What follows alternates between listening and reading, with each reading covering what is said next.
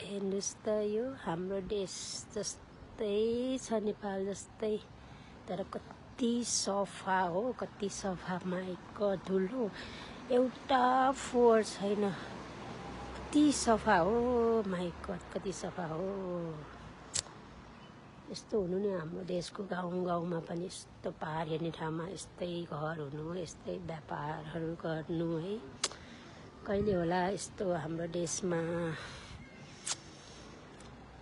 कति राम्रो ठाउँ होइन हाम्रो देशमा पनि, यस्तै पहाडहरू कति छ पहाडहरू। योभन्दा राम्रो पहाडहरू छ हाम्रो देश नेपालमा पनि, तर खोइ के नमिलेको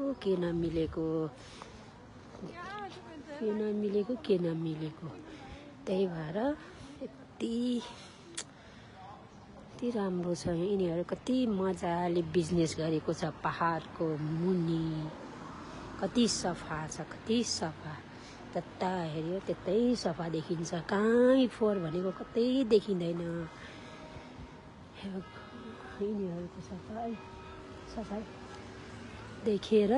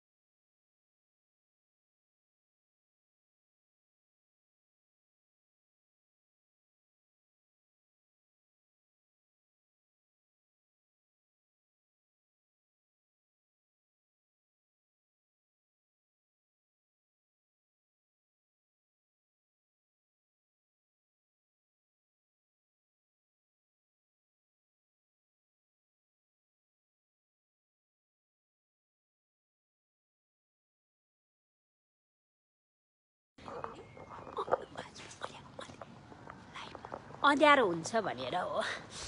हेर यति सफा हुन्छ गाउँहरू। हे भगवान्, हाम्रो देशमा पनि पहाडको मुनि यस्तै ट्रेन स्टेसन बनाउने दिन कहिले आउँछ होला। गाडी पनि हरनै बजाएन छ त के गर्नु त। यो जर्मनको मान्छेहरू चाहिँ पक्कै होइन। जर्मनको मान्छेहरू त अनुशासित डिसिप्लिनमा हुन्छ, हरन बजाउँछ। यो चाहिँ बाहिरको मान्छेहरू पक्कै हुनुपर्छ। नत्र त बाटोमा हिँड्दाखेरि हरन बजाउनु पर्यो नि त। किचेर मारिदिने हो कि क्या हो। त्यो पनि हो, मेरो पनि गल्ती हो है। म त सफा देखेपछि फेरि आफू त अर्कै हुन्छ। मलाई गाली नगर्नु नि यहाँलाई लाइफमा।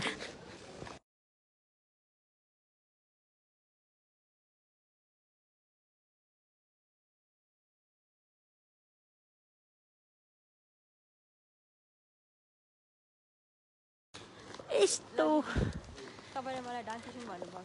डाङ्के सुन, तपाईँलाई डाङ्के सुन त मेरो अघि नै भन्न लागिसकेको थिएँ, त्यो बिर्सेको।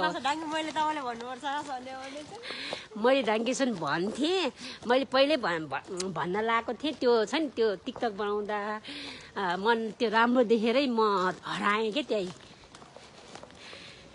म सफा देखेँ कि यति हराउँछु कि हाम्रो देश पनि यति सफा हुनु नि भन्छु है। कहिले जता हेरे पनि फोहोरै देख्छु। अहिले त ठिक छ, काठमाडौँ सफा गर्दैछ हाम्रो बालेनजीले। काठमाडौँ पनि सफा गर्दैछ।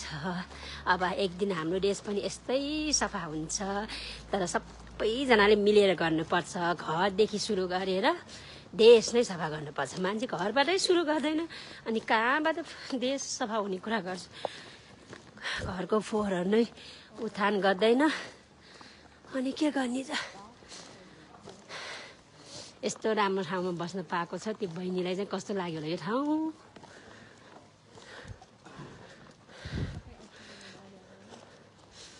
होइन हाउस बिल्डिङ गर्ने, म त मेरो बहिनीलाई यस्तो ठाउँमा हाउस बिल्डिङ गर्न आए त हुन्थ्यो नि। किन उसलाई त्यस्तो ठाउँ मन पर्दैन होला नि त।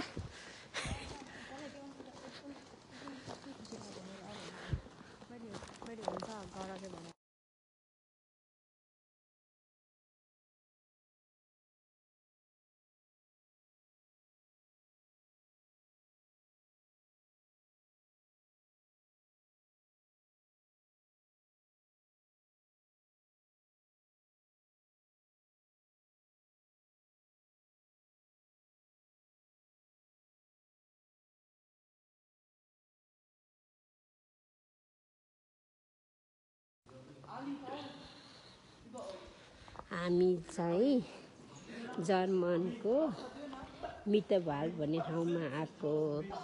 यहाँ चाहिँ एउटा बहिनी आउनुभएको छ भन्ने सुनेको थिएँ। केही सामान लिनु थियो, त्यही कारण घुम्न आएको। हामी त यहाँ कहिल्यै घुम्न आएको छैन, तर कति राम्रो ठाउँ रहेछ, सफा, सबै सुपर मार्केट सबै व्यवस्था। यस्तो डाँडामा पनि यस्तो के भन्ने अब, डाँडाको तल यस्तो बजार बनाएर यति राम्रो ठाउँ रहेछ, यति सफा रहेछ। त हजुरहरूले फोहोर भनेको कतै देख्नु भएको छ? कहीँ फोहोर छैन।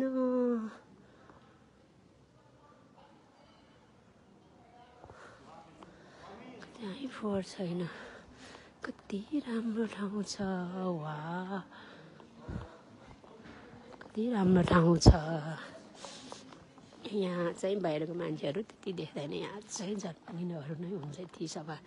बाहिरको मान्छेले त बाहिर देशलाई पनि ध्वस्तै बनाएको छ फोहोर गरेर। अब यहाँ चाहिँ जर्मनीहरू मात्र बस्छन् होला, त्यही भएर त्यति सफा देखेको छ। बाहिरको मान्छेले आफ्नो देश जति फोहोर छ यो देशलाई पनि त्यस्तै बनाइदिँदो रहेछ क्या।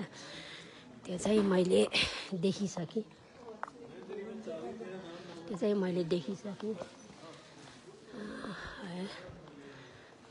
जहाँ बाहिरको मान्छेहरू धेरै हुन्छ त्यहाँ चाहिँ फोहोर भएकै हुन्छ। कसरी, किन त्यस्तो दिमाग हुन्छ होला है बाहिरको मान्छेहरूको। सफा राख्नुपर्छ भन्ने दिमाग आउँदैन रहेछ। र विदेशीहरूको छ दिमाग त आउँदो रहेछ त। त्यस्तो मान्छे नै हो उनीहरू पनि। कति सफा राख्छन् ल हेर, कति खोल्सामा पनि कति सफा पानी। वाह, के गर्नु। भगवान् हाम्रो देशको मान्छेहरूलाई पनि यस्तै दिमाग देऊन्। चाँडै नै हाम्रो देश सफा होस्, यही म प्रार्थना गर्दछु भगवान्सँग। ल यति भन्दै म लाइभ चाहिँ बन्द गर्छु। साथीले छोडेर कता गइसक्यो, म चाहिँ यहाँको त्यहीँ छु। ल बाई।